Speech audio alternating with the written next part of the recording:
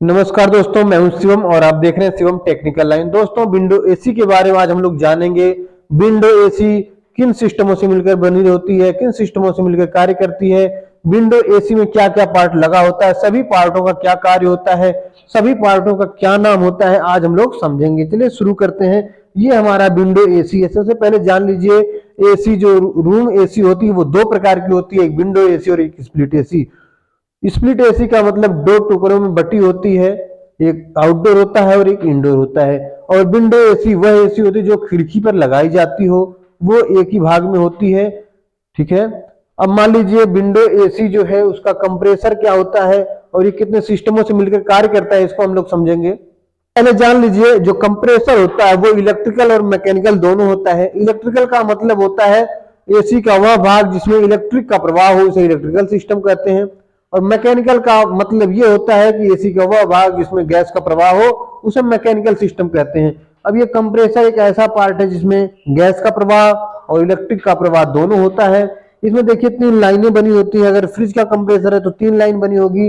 AC का compressor है, अगर हार्मेटिक कंप्रेसर है तो उसमें तीन लाइन बनी होगी। रोटरी कंप्रेसर है उसमें दो लाइन बनी होगी। एक सक्शन एक डिस्चार्ज। सक्शन से खींचती है गैस को, डिस्चार्ज से फेंकती है। सक्शन लाइन में ही एक चार्जिंग लाइन बनी होती है या फिर लगाया गया होता है जिसके द्वारा हम गैस को चार्ज करते हैं। ठीक है। अब देखिए ये हमारा जो कंप्रेसर है वो सेमी हार्मेटिक कंप्रेसर है। ये पुराने मॉडल की एसी है। नई वाली एसी जो आ रही है उसमें हल्का कंप्रेसर यानी रोटरी कंप्रेसर लगा होता है। ये पुराना मॉडल है, इसमें जो है सेमी हार्मेटिक कंप्रेसर लगा हुआ है। इसमें देखिए तीन लाइनें बनी हुई हैं। देखिए ये मोटी वाली सबसे मोटी जो है सक्शन लाइन है, पतली वाली डिस्चार्ज लाइन है, और ये देखिए यहाँ साइड से निकली हुई है ये चार्जिंग लाइन है। इसके माध्यम से हम इसमें गैस चार्ज करते हैं। चलिए आगे शुरू करते हैं। इलेक्ट्रिकल मैकेनिकल आप जान गए कि ये कंप्रेसर जो होता है इलेक्ट्रिकल मैकेनिकल दोनों होता है, क्योंकि इसमें गैस का प्रवाह भी होता है और इलेक्ट्रिक का प्रवाह भी होता है। अब देखिए सक्शन लाइन से गैस को खींचना होता है, डिस्चार्ज लाइन से गैस को फेंकना होता है, चार्जिंग लाइन से गैस को चार्ज करना होता है। ये जो तीन पॉइंट है देखिए आप देख पा रहे होंगे, यहाँ पे टर्मिनल पॉइंट बना हुआ है, वो रनिंग कॉमन स्टार्टिंग का होता है। यहाँ से सप्लाई देते हैं तो हमारा कंप्रेसर चलता है। जब कंप्रेसर चलता है तो गैस को डिस्चार्ज लाइन से फेंकता है तो सक्शन लाइन से खींचता है। ये प्रक्रिया कंटिन्यू करता रहता है जिसकी वजह से हमारा सिस्टम का कूलिंग करता है। अब देखिए सबसे पहले ये हमारा जो कंप्रेसर है वो फेंकेगा डिस्चार्ज लाइन से। यहाँ देखिए जो कनेक्ट है, ये पाइप मोटी पतली वाली है ना, ये पाइप से डिस्चार्ज लाइन, ये हमारा जो कंडेंसर बना हुआ है, ये कंडेंसर देख सकते हैं आप, कंडेंसर में कनेक्ट है। अब देखिए यहाँ पे 8-10 रो बना होता है। ये जो है रो है, इसमें देखिए यहाँ से कंडेंसर में प्रेशर के साथ गैस को फेंका, कंप्रेसर जब ऑन रहेगा तो गैस प्रेशर के साथ फेंकेगा। तो देखिए कंडेंसर में 8-10 रो यानी 8-10 राउंड घूम करके आएगा। जब घूम करके आएगा तो यहाँ पे आप देख सकते हैं लास्ट में क्या है, यहाँ पे फिल्टर लगा हुआ है। अब फिल्टर का क्या काम होता है उसके पहले आप जान लीजिए, कंडेंसर में गया गैस तो कंडेंसर का क्या काम होगा। कंडेंसर जब गैस जाती है ना, ये वेपर में होती है यानी भाप अवस्था में होती है, लेकिन जब कंडेंसर में जाती है तो कंडेंसर भाप अवस्था वाली गैस को लिक्विड अवस्था में बदल देता है। जब भाप को लिक्विड में चेंज कर दिया और आ गया फिल्टर लगा होता है। फिल्टर क्या काम होता है, गैस को छानना होता है। गैस के अंदर जो अशुद्धियां होती हैं उसको ये छान देता है, नमी और उसको मॉइस्चर को सोख लेता है। उसके बाद आगे आएंगे, कैपिलरी लगी हुई, आप देख सकते हैं 2 कैपिलरी लगी हुई है। कैपिलरी का क्या कार्य होता है, कैपिलरी का कार्य होता है कि हाई प्रेशर को लो प्रेशर में परिवर्तित करना। आप जान सकते हैं किसी मोटी पाइप से अगर कोई प्रेशर से कोई चीज आती हो, गैस हो या पानी हो, जब आगे जाकर के पतली लाइन उसमें लगा दी जाएगी तो गैस का प्रेशर कम हो जाएगा। अब देखिए यहाँ पे कैपिलरी लगा दी गई है। अब इसका कार्य है कि हाई प्रेशर को लो प्रेशर में बदल देगा। इधर जो गैस आई थी, इधर से फेंका था काफी तेजी से, हाई टेम्परेचर तथा हाई प्रेशर से घूमता हुआ आया, वेपर को लिक्विड में कर दिया, गैस को छान दिया, अशुद्धियों को दूर कर दिया। अब देखिए यहाँ पे क्या होगा, ये लो टेम्परेचर तथा लो प्रेशर में परिवर्तित कर देगी। अब यानी कैपिलरी में जब आएगी गैस तो लो टेम्परेचर यानी कि उसका तापमान कम हो जाएगा, यानी कि पहले गर्म था ये कंडेंसर, गर्मी उसमें थी क्योंकि हाई टेम्परेचर से फेंका था।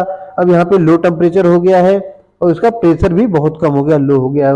और आगे जाएगा, आप देख सकते हैं यहाँ पे इवापोरेटर का 2 पॉइंट है। यहाँ पे आकर के इवापोरेटर में एक कैपिलरी जुड़ी जाएगी। अब इवापोरेटर क्या है, ये पहले देखिए लो टेम्परेचर हो गया इसका, आगे आने पे इवापरेटर में जाएगा। इवापरेटर का कार्य होता है किसी वस्तु या स्थान की गर्मी को खींच करके वहां पे कूलिंग का प्रभाव छोड़ना होता है। अब इवापरेटर आप रूम में जो लगा होगा, ये इवापरेटर रूम के अंदर होगा तथा कंडेंसर रूम के बाहर होगा। अब जब रूम के अंदर होगा ये इवापरेटर, तो रूम के अंदर की जो गर्मी है उसको अवशोषित करके अपनी तरफ खींच करके वहां पे कूलिंग का प्रभाव छोड़ेगा। इवापरेटर का यही कार्य होता है, किसी वस्तु या स्थान की गर्मी को खींच करके वहां पे कूलिंग का प्रभाव छोड़ना। अब देखिए इसमें एक फैन मोटर लगा होता है, ठीक है। इसमें फैन मोटर में दोनों तरफ फैन लगे होते हैं।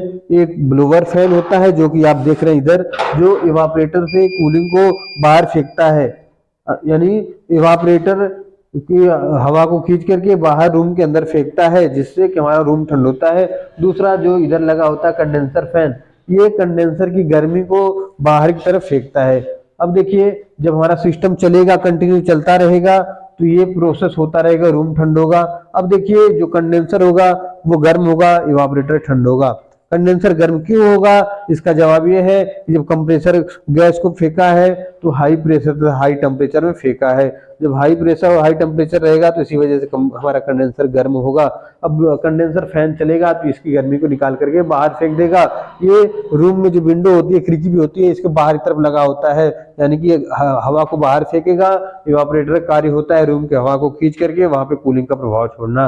इसी प्रकार से विंडो एसी यही प्रोसेस होता है जो काम करती है, जो रूम में लगी होती है, इसी वजह से ठंड करता है। और कोई इसमें जादू टोना कुछ नहीं होता है, बस इवापरेटर, कंडेंसर, फिल्टर, कैपिलरी और कंप्रेसर का वर्क होता है, जो कि कंटिन्यू चलने की वजह से जो हमारा कंप्रेसर काम करता रहता है और हमारा ये इवापरेटर कूलिंग को रूम में फैलाएगा और कंडेंसर गर्म को बाहर करेगा। आई होप आपको समझ में आया होगा। वीडियो देखने के लिए बहुत बहुत धन्यवाद। अगर चैनल को पहली बार देख रहे हो तो चैनल को सब्सक्राइब करें। वीडियो देखने के लिए बहुत बहुत धन्यवाद दोस्तों।